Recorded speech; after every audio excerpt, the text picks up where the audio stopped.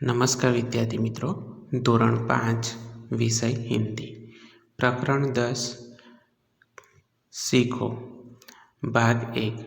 आज આપણે ભાગ 1 માં એક સરસ મજાની કવિતા આપેલી છે જેનો અભ્યાસ કરીશું। 10માં છે શીખો। શું આપેલું છે આપણને? અહીંયા એક સરસ મજાની કવિતાનું નામ છે શીખો, બરાબર। તો કવિતા કોણે લખી છે? તો શ્રીનાથ સિંહ। શું નામ છે કવિનું? નામ છે શ્રીનાથ સિંહ। तो આપણે અહીંયા પહેલાં જોઈએ કે અહીંયા શું આપેલું છે કે 3 લીટી આપેલી છે। 3માં લીટીમાં શું છે કે કાવ્યમાં આપણને શું કહેવા માગે છે, શાના વિશેની માહિતી આપેલી છે તેની ટૂંકી માહિતી આપણને અહીંયા આપેલી છે। તો તે જોઈએ પહેલાં કે પ્રસ્તુત કવિતા પ્રસિદ્ધ रचनाकार श्री श्रीनाथ सिंह द्वारा रची गई है। એટલે કે આ કવિતા કોણે લખી છે? તો પ્રસિદ્ધ रचनाकार है श्रीनाथ सिंह, बराबर। एमणे लखेली है आ कविता। जीवन में प्रकृति का बहुत ही महत्व है। एटले के शुं कहे छे कि आपणा जीवन में शुं छे? प्रकृति एटले के कुदरती वस्तुओं छे आपणी, बराबर। तो एनुं खूब ज महत्व छे। इस कविता में कवि ने प्रकृति में मौजूद विभिन्न चीज़ों, फूल, भंवरे, सूरज, पेड़, पृथ्वी इत्यादि से कुछ न कुछ सीख लेने की प्रेरणा दी है। એટલે શું કહે છે કે આ કવિતામાં શાના વિશે આપણને માહિતી આપેલી છે? તો કુદરતી જે વસ્તુઓ છે આપણી, તો એની અંદર શું છે કે ફૂલ છે, ભમરો છે, સૂરજ છે, ઝાડ છે, પૃથ્વી છે વગેરે વસ્તુઓ જે છે એમાંથી આપણને કંઈક ને કંઈક શીખવા મળે છે। તો એમાંથી આપણે શું કરવાનું છે કે એ શીખવાનું છે અને એમાંથી આપણે પ્રેરણા લેવાની છે। તો આપણે કવિતા જોઈએ। તો કવિતાનું હું પહેલાં ગાન કરીશ, પછી આપણે એની સમજ મેળવીશું, બરાબર।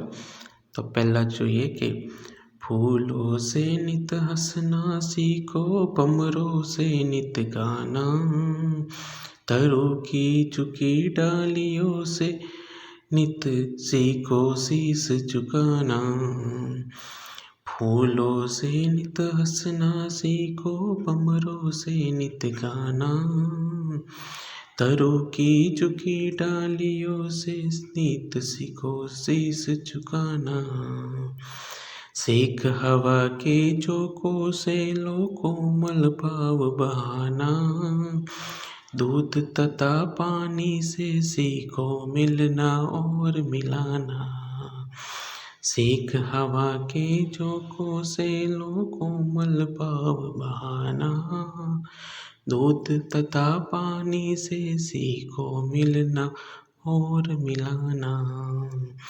सूरज की किरणों से सीखो जगना और जगाना, लता और पेड़ों से सीखो सबको गले लगाना। सूरज की किरणों से सीखो जगना और जगाना, लता और पेड़ों से सीखो सबको गले लगाना। मछली से सीखो स्वदेश के लिए तड़प कर मरना, पतझड़ के पेड़ों से सीखो दुख में धीरज धरना। मछली से सीखो स्वदेश के लिए तड़प कर मरना, पतझड़ से सीखो दुख में धीरज धरना। दीपक से सीखो जितना हो सके अंधेरा हरना, पृथ्वी से सीखो प्राणी की सच्ची सेवा करना। दीपक से सीखो जितना हो सके अंधेरा हरना, पृथ्वी से सीखो प्राणी की सच्ची सेवा करना। जलधारा से सीखो आगे जीवन पथ में बढ़ना, और धुएं से सीखो हरदम ऊंचे ही पर चढ़ना। जलधारा से सीखो आगे जीवन पथ में बढ़ना, और धुएं से सीखो हरदम ऊंचे ही पर चढ़ना और तो ऐसे सीखो हरदम ऊंचे ही पर चढ़ना। તો અહીં આપણે શું કર્યું, આ કાવ્યનું ગાન કર્યું, બરાબર। તો તમારે પણ આ રીતે શું કરવાનું છે, કાવ્ય ગાઈ અને તૈયાર કરવાનું છે, બરાબર। હવે આપણે કાવ્યની અંદર જે આપેલું છે તેના વિશેની આપણે સમજ મેળવીએ। અહીં આપેલું છે પહેલું આપણને શું આપેલું છે, જો અહીંયા સરસ મજાનું ચિત્ર આપેલું છે કે ફૂલો અને શાનું છે, અહીંયા ભમરા આપણે ચિત્રમાં જોઈ શકીએ છીએ।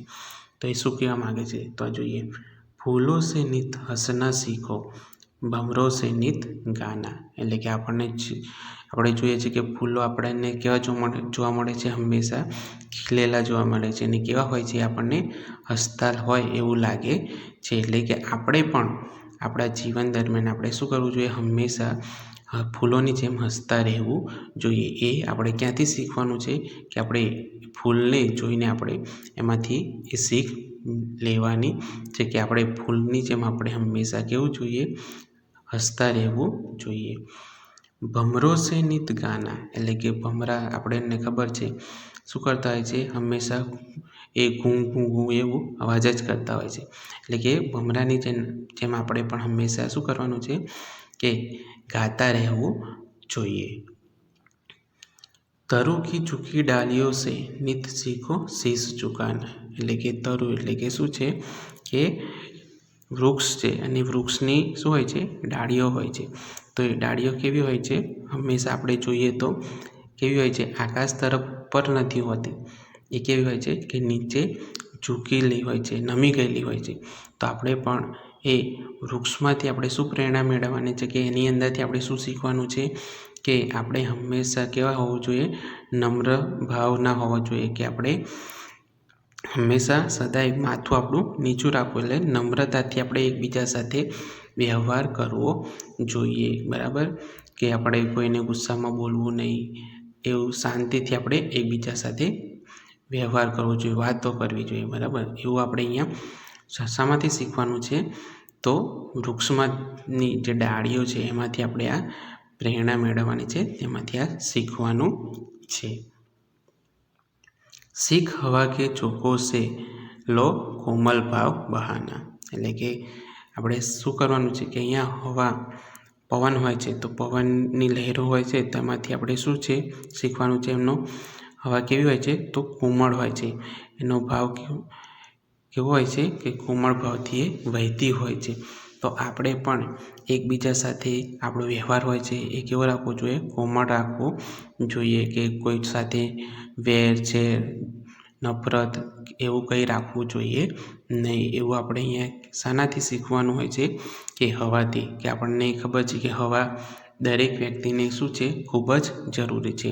તો જો હવા આવી કોઈ દુશ્મની રાખે તો બરાબર, તો શું થાય કે કોઈ માણસને એ હવા ના મળે તો શું થાય, મૃત્યુ પામે છે। તો આપણે પણ આપણે જે રીતે હવા દરેકને મળે છે એ દરેક વ્યક્તિ એનો ઉપયોગ કરી શકે, તો આપણે પણ એ રીતે શું કરવાનું છે કે આપણા જીવનમાં એવા ગુણો કેળવવાના છે અને આપણે એકબીજા સાથે હવા જેવો કોમળ ભાવનાથી આપણે વ્યવહાર કરવાનો છે।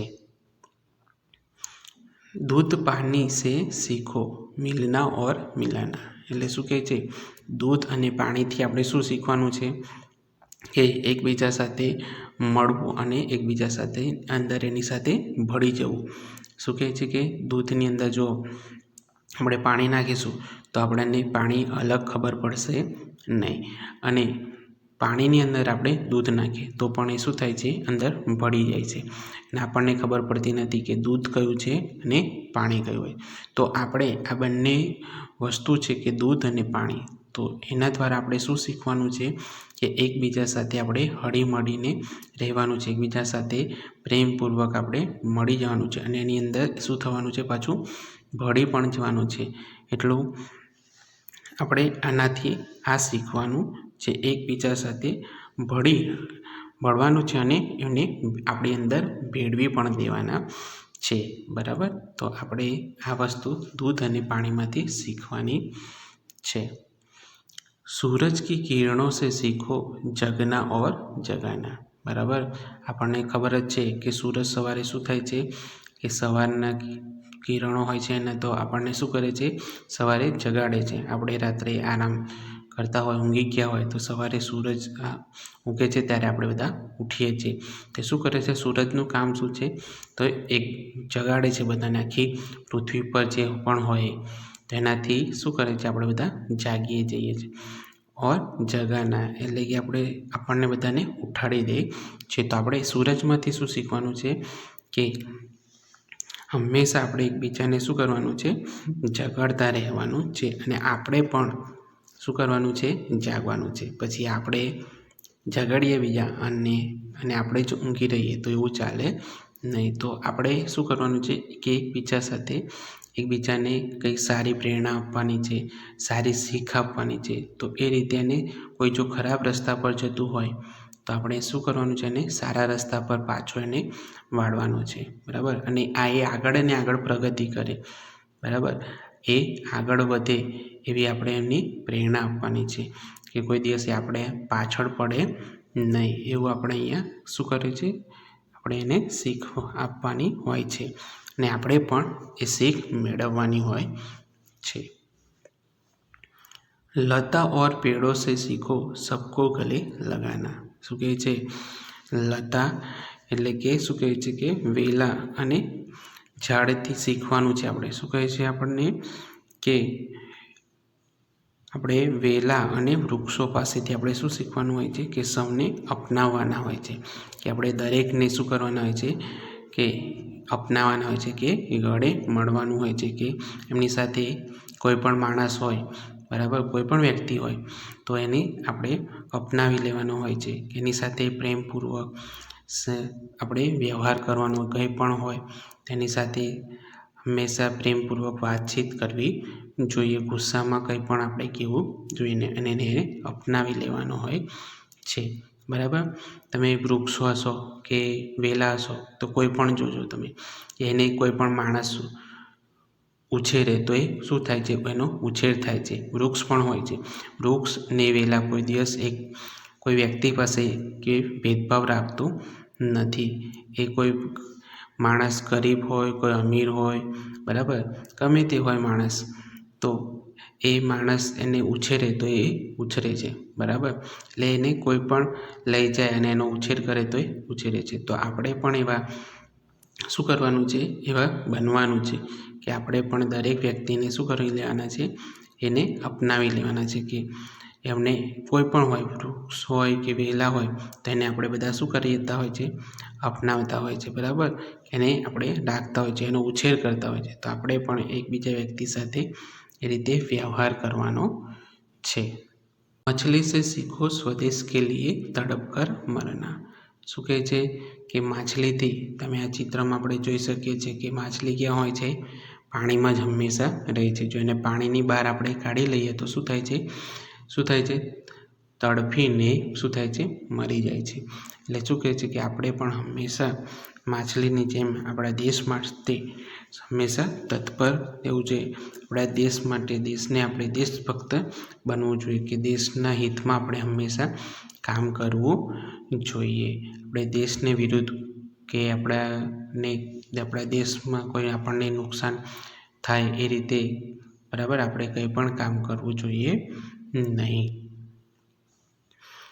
પતઝડ કે પેડો સે શીખો દુઃખ મેં ધીરજ ધરના. શું કહે છે અહીંયા કે પાનખરમાં વૃક્ષો પરથી આપણે જોઈએ છે કે શું થાય છે, પાન બધા ખરી જાય છે. બરાબર. જો અહીંયા ચિત્રમાં જોઈ શકીએ કે આપણને એક પણ પાન ઝાડ પર જોવા મળતું નથી પાનખરની ઋતુમાં. જોજો તમે. ત્યારે શું કરે છે કે એ વૃક્ષો શું રાખે છે, એ દુઃખ પડે છે એમને. શું પડે છે, દુઃખ પડે છે કે વૃક્ષ પર જો પાન ના હોય તો વૃક્ષ કેવું લાગે, એ સારું લાગતું નથી. તો એ પાનખર ઋતુમાં શું થાય છે, બધા પાન ખરી જાય છે ત્યારે એમને દુઃખ પડે છે. પણ એ શું કરે છે કે ધીરજ રાખે છે. ત્યાર પછી શું આવે છે કે વસંત ઋતુ આવે છે. અને વસંત ઋતુમાં પછી શું થાય છે કે થોડા સમય પછી એના ઉપર શું કહે છે, કોમળ પાન આપણને જોવા મળે છે. જો એ દુઃખ પડે ત્યારે આપણે ધીરજ ના રાખીએ, બરાબર, તો શું થાય છે કે એને સારી વસ્તુ એ પાછી મળી શકતી નથી. એટલે કે આપણને દુઃખ પડે કે સુખ પડે કે આપણે હંમેશા શું રાખવું જોઈએ, ધીરજ રાખવી જોઈએ, શાંતિથી કંઈ પણ કાર્ય કરવું જોઈએ. એટલે કે આ શું કરવાનું છે કે પાનખર ઋતુમાં જે વૃક્ષો પરથી પાન ખરી જાય છે તો આપણે એની અંદરથી આ શું શીખવાનું છે કે ધીરજ રાખવાની હોય છે, એ આપણે અહીંયા શીખવાનું હોય છે. દીપક સે સીખો જીતના હો સકે અંધેરા હરના. જો આપણને અહીંયા ચિત્ર આપેલું છે દીવાનું, બરાબર. શું હોય છે કે દીવામાંથી આપણે શું શીખવાનું હોય છે કે જેટલું આપણી આજુબાજુ એના દીવાની આજુબાજુ જેટલું અંધારું હોય છે તેનો પ્રકાશ જ્યાં સુધી પહોંચી શકે ત્યાં સુધી એ શું કરે છે, આખા અંધારાને દૂર કરી દે છે, બરાબર. તો આપણે અહીંયા શું કરવાનું છે કે શક્ય તેટલા અંધકારના એટલે અજ્ઞાન દૂર કરવાનો આપણે પ્રયત્ન કરવાનો છે, કે જેની પાસે જ્ઞાન નથી, બરાબર, જેને આપણે શીખ આપવા જેવી લાગે છે કે આ સારા વ્યક્તિ છે, આપણે એમને સારા રસ્તે લઈ જઈએ, બરાબર. તો એમને જે જ્ઞાન આપવાનું છે, કોઈ પણ વિષયની માહિતી આપવાની છે તો એ સારી આપવાની છે. અને એમને શું કરવાનું છે કે જો એ ખરાબ રસ્તે જતા અંધકાર તરફ એટલે અજ્ઞાન હોય, એ જ્ઞાન કંઈ પણ જાણતા ન હોય તો એને આપણે સારું જ્ઞાન આપવાનું છે અને એ રીતે આપણે એમને સારા રસ્તે લાવવાના છે. તો એ આપણે એમાં દીપક દ્વારા શીખવાનું છે. પૃથ્વી સે સીખો પ્રાણી કી સચ્ચી સેવા કરના. બરાબર. પૃથ્વી પર આપણે જોઈએ છીએ દરેક પ્રાણીઓ રહે છે, એની સાચી સેવા કરવાનું આપણને અહીંયા શીખવાડે છે, બરાબર. કે આપણે દરેક વ્યક્તિ હોય, પ્રાણી હોય, મનુષ્ય હોય, કોઈ પણ હોય તો એ શું કરે છે કે બધાને પૃથ્વી પર કોઈ બધા જ શાંતિથી શું કરે છે, રહેતા હોય છે. તો આપણે એ ક્યાંથી શીખવાનું, તો આપણે પણ પૃથ્વીની જેમ પૃથ્વી પર દરેક વ્યક્તિ છે, જો તમે મનુષ્ય છે, પ્રાણીઓ છે, પશુ પંખીઓ છે, દરેક શું કરે છે, પૃથ્વી એને અપનાવી લે છે, બરાબર. કોઈને એને કહેતા નથી કે તું ભાઈ અહીંયા પૃથ્વી એવું કહે છે કે ભાઈ તારે આપણે અહીંયા રહેવાનું નથી. જો આપણા ઘરમાં આપણે કોઈને આપણા મહેમાન હોય, આપણા સગા સંબંધી 2 દિવસ 3 દિવસ આપણે રહેવા આવે તો આપણે શું થઈએ છીએ, કંટાળી જતા હોય છે અમુક વાર. તો પૃથ્વી શું કરે છે કે એવું ભેદભાવ કરતી નથી, એ શું કરે છે કે દરેકને અપનાવી લે છે. તો આપણે પણ શું કરવાનું છે, આ રીતે પૃથ્વીની જેમ દરેકને અપનાવવાના છે અને એની શું કરવાની છે કે સેવા કરવાની છે. એવું આપણને અહીંયા પૃથ્વી દ્વારા શીખવા મળે છે. જલધારા સે સીખો જીવન પથ મેં બઢના. એટલે શું કહે છે, જલધારા એટલે કે આ પાણી આપણે ચિત્રમાં જોઈએ છે કે નદી હોય છે, પાણીનો હોય, બરાબર.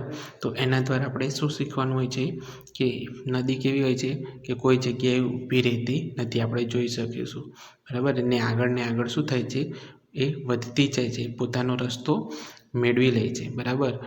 તો આપણે પણ એ રીતે જલધારા એટલે કે નદી દ્વારા આપણે એવું શીખવાનું છે કે આપણા જીવનમાં આપણે આગળ વધતા હોય ને આપણને કંઈ પણ મુશ્કેલી પડે તો આપણે એનો રસ્તો શોધી કાઢવાનો છે ને આગળ આપણે શું કરવાનું છે, પ્રગતિ કરવાની છે, આગળ વધવાનું છે. આપણે એને મુશ્કેલી આવીને આપણે થાકીને બેસી જવાનું નથી. એવું આપણને અહીંયા નદી દ્વારા આપણે શીખ મળે છે અને એ આપણે શીખવાનું છે. और धुएं से सीखो हरदम ऊंचे ही पर चढ़ना. બરાબર. કે આપણને ખબર જ છે કે ધુમાડો હોય છે એ હંમેશા ક્યાં જાય છે, આકાશ તરફ ઉપર જ જાય છે, એ નીચે આવતો નથી. તો આપણે ધુવામાંથી આપણે શું શીખવાનું છે કે હંમેશા આપણે ઊંચાઈ ઉપર ચડવાનું છે, એટલે કે આગળ અને આગળ સારી પ્રગતિ કરવાની છે. આપણે થોડા આગળ વધ્યા હોય પછી આપણે શું થઈએ કે ભાઈ આપણે હવે આગળ વધવું નથી, તો આપણે પાછા પડીએ. આપણે એવું કરવાનું નથી. આપણે હંમેશા આગળ અને આગળ આપણી ઉન્નતિ પ્રગતિ થાય એના માટે પ્રયત્ન હંમેશા કરતા રહેવાનું છે. એવું આપણને શામાંથી શીખવા મળે છે, કે ધુમાડામાંથી આપણને શીખવા મળે છે. તો આપણને અહીંયા સરસ મજાની કવિતા આપેલી છે, જેમાંથી દરેક કુદરતી વસ્તુ છે, બરાબર, પ્રકૃતિની, તો એમાંથી આપણને કંઈ ને કંઈ શીખ મળે છે. તો એની આપણે અહીંયા સમજ મેળવી.